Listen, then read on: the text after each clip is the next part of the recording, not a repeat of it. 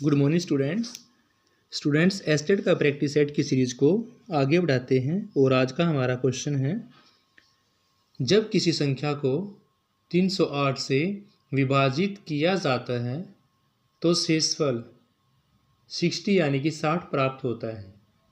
इसी संख्या को 28 से विभाजित करते हैं तो फिर शेषफल क्या प्राप्त होगा। देखो, सेम ही संख्या की बात कर रखी है कि पहले 308 को विभाजित किया जाता है तो उस केस में आपका शेषफल 60 प्राप्त होता है। संख्या वही है, उसी संख्या को 28 से विभाजित करें तो फिर शेषफल इन चारों में से क्या प्राप्त होगा। क्या 8 होगा, 4 होगा, 14 होगा या 3 होगा।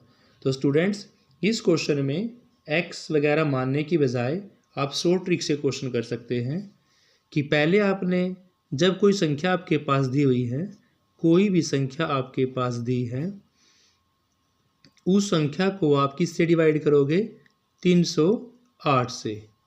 तो उसका जो रिमाइंडर है यानी कि शेषफल कितना बचेगा, वो 60 बचेगा। आज संख्या वही है,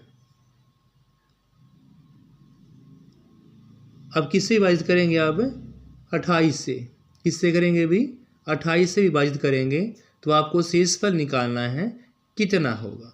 तो स्टूडेंट्स, अगर हम जो शेषफल पहले प्राप्त हुआ था उसी को इस नंबर से डिवाइड कर दे, जो आपका यहाँ पर रिमाइंडर बचेगा वो ही आपका इसका फाइनल आंसर होगा।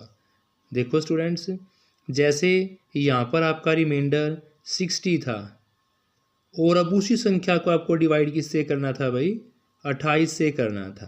तो 28 दूनी 56, तो यहाँ पर कितना रिमाइंडर बचा भाई, 4। तो 4 ही इस क्वेश्चन का राइट आंसर होगा, यानी कि शेषफल क्या बचेगा भाई, आपका 4 बचेगा।